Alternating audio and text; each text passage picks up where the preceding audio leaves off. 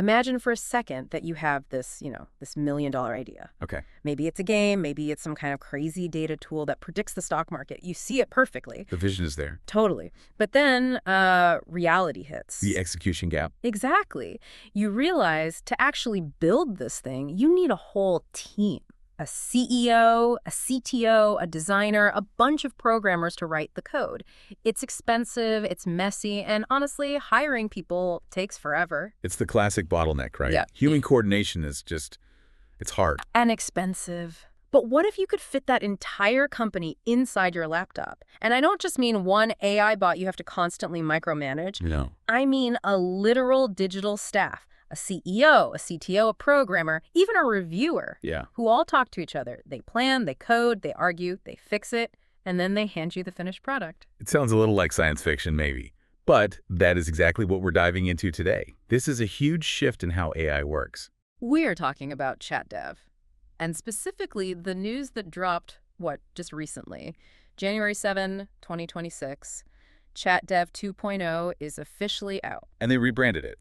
The new name is Ambitious? It really is. They're calling it DevAll. DevAll, as in developing everything. That's a pretty strong statement. It feels like we've moved past just chatting with a bot, looking at these sources, the docs, the papers.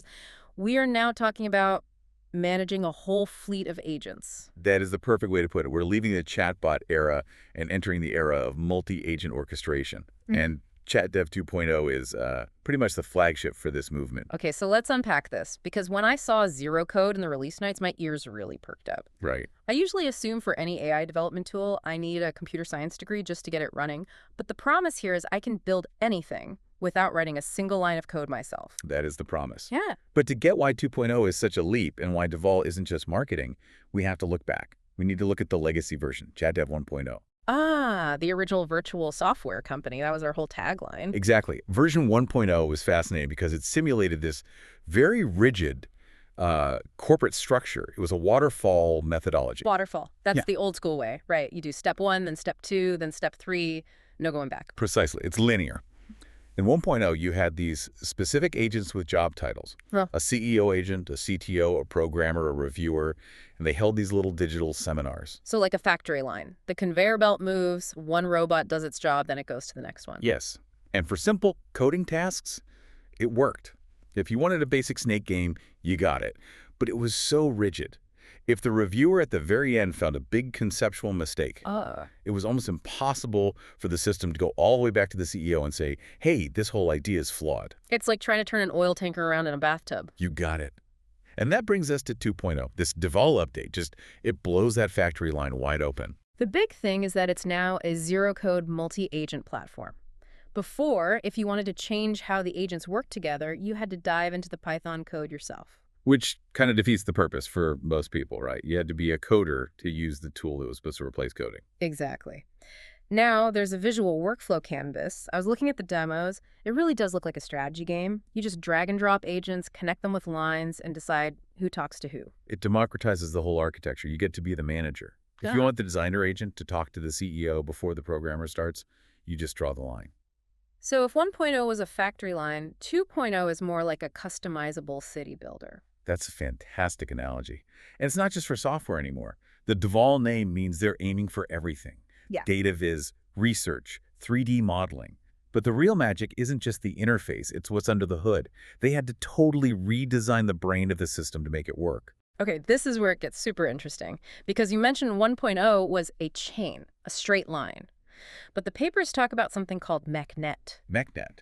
It stands for Multi-Agent Collaboration Networks. This actually came out around June 2024, but it's the absolute backbone of 2.0. So what is a MECnet? Okay, think about that chain again. A talks to B, B talks to C. MECnet uses something different, a directed acyclic graph, or a DAG. Whoa, okay, getting technical. A directed acyclic graph. Break that down for me. Think of it as a cocktail party instead of a relay race. Right. In a relay race, you hand the baton to the next person. That's it. At a cocktail party, or a productive office, multiple conversations can happen at once. The CEO can talk to the designer and the programmer at the same time. So it's more like a web of communication. Exactly. It's a topology, not just a line. And this is the crazy part. Yeah. This structure lets them scale up to collaboration between more than 1,000 agents without hitting context limits. Wait, hold on. 1,000 agent. Why would I ever need 1,000 AI agents working on something? Wait. Laughs. Well, probably not for a calculator app. But imagine a huge data analysis project. You could have 500 surveyor agents, all scanning different parts of a database, And they'd feed their results up to maybe 50 analyst agents who then report up to 5 manager agents. McNet handles all that. It allows for a level of logical reasoning and scale that a simple chain could never do. That makes sense. It's distributed brain power. But McNet is just the skeleton, right? The structure. The real brain is this thing they call the puppeteer paradigm. The puppeteer. Yes. Sounds a little ominous. It's not sinister. It's just incredibly efficient. This came from a paper at NeurIPS 2025.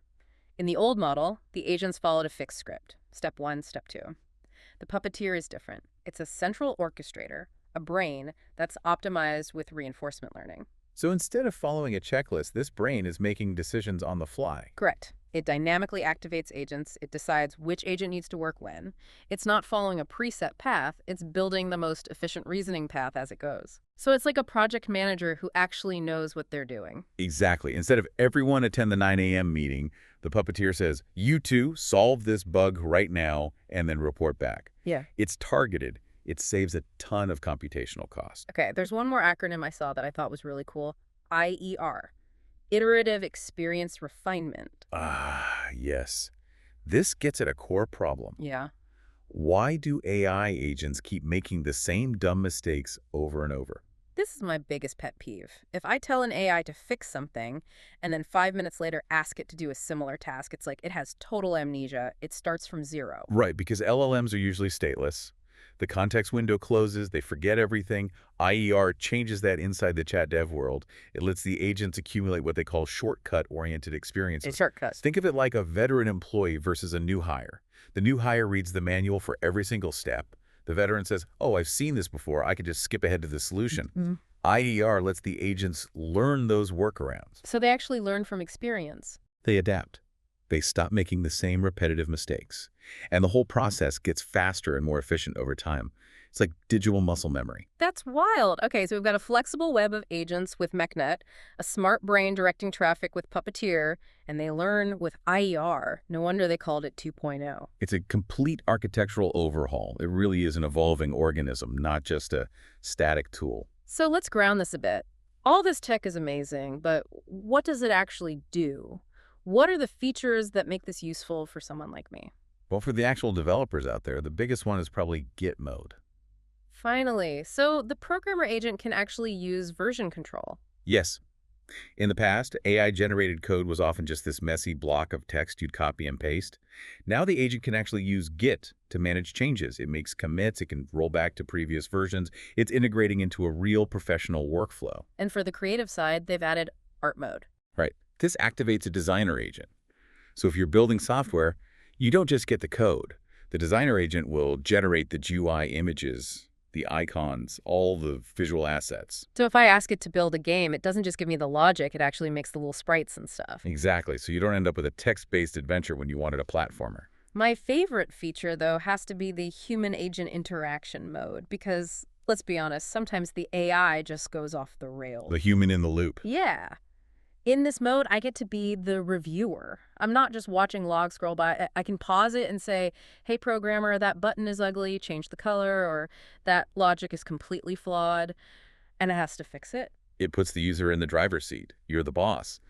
It prevents that helpless feeling when you see the AI going down a path that you know is wrong. It feels like being a director. Cut, do it again, but with fewer infinite loops. And another crucial feature they added is incremental development.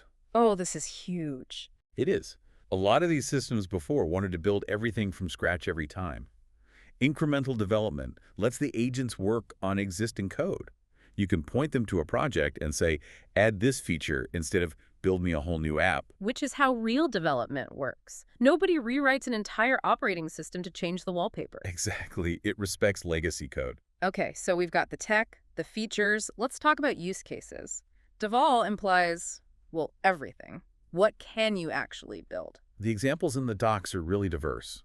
They're clearly trying to show they've moved beyond just writing Python scripts. One that stood out was data visualization. The prompt was something like, create 4 to 6 high-quality charts for my real estate data set. Right. And think about the workflow for that. You need a data analyst agent to clean the data, a designer to pick the right chart types and colors, and then a coder to actually generate the PNGs. ChatDev orchestrates that whole pipeline. And then there was 3D generation. This one was wild. The prompt was just, please build a Christmas tree. Right, and ChatDev doesn't have robot hands. It integrates with Blender. So the agent writes a Python script that programmatically opens Blender and models a 3D tree. That's amazing. And of course, the classic game development. The tank battle game. It's the hello world of ChatDev. Design and develop a tank battle game. And boom, it does it. The logic, the shooting mechanics, everything. But then look at the deep research use case. The prompt was, research recent advances in LLM-based Agent RL. So, it can do our job. Not quite yet, but it can be a research assistant. It can spin up multiple researcher agents to scan sources, a summarizer to pull it together, and a reporter to format it. That's using the MacNet structure for complex reasoning. The last one I saw was education. It used something called Manim to make a teach video explaining convex optimization. Which is a super complex topic. So you have one agent acting as a teacher, scripting the lesson, and another agent writing the code to animate the math. That's a very sophisticated level of production. It really is. Now, how does a regular person actually use this? For a long time, these things were just a terminal window. The irony of the early tools, yeah. But 2.0 has really split the experience. You've still got the Python SDK for the techies who want to do batch processing or automation. But for the rest of us, there's the web console. It's built on Vue 3. It's a modern web app. This is where you get that drag and drop workflow design. You can monitor the logs in real time, see what the agents are saying to each other. And it seems way safer now, too. They mentioned Docker support. That's crucial. You do not want an autonomous agent running random code on your main computer. What if it accidentally writes a command to, I don't know, delete your hard drive? That would be a bad day. A very bad day. Docker creates a sandbox, a sealed container. So if the agent messes up, it only messes up inside the container, not your family photos. That's a plus. They also frame this as a SaaS platform opportunity. That's the business angle. They're saying an entrepreneur can use this to build a minimum viable product for almost no cost. It lowers that barrier to entry. So, to bring it all together, we've gone from this rigid line of virtual employees to a dynamic, learning, self-organizing swarm of experts that I can control with my mouse. It's a fundamental shift. We're moving away from just prompting an AI, asking a question, and getting an answer to orchestrating a whole society of them. You define the roles, and then you let them work. It's incredible. It feels like manager is the next big human skill. You don't need to know Python, but you need to know how to manage a team of Python developers who just happen to be made of silicon. Exactly. The barrier to creation is plummeting, but the requirement for clear vision is going up. You still have to be the architect. Which brings us to the big final question. If these agents can learn shortcuts with IER, and they can organize themselves with the puppeteer brain, at what point does the human in the loop become the bottleneck? That is the provocative thought, isn't it? Right now, we are the reviewer. We provide the critique. But what happens when the system gets so good at critiquing itself that the reviewer agent is better than the human user? Our role changes from manager to just consumer. Or maybe just the person who pays the server bill. Well, until our AI overlords lock us out of the console, I'm going to see if I can get ChatDev to build me a better calendar app. I think I'll need a CEO, a designer, and maybe a therapist agent. Good luck with that. Thanks for listening to this deep dive. Check out the GitHub, try the web console, and as always, keep your agents collaborating.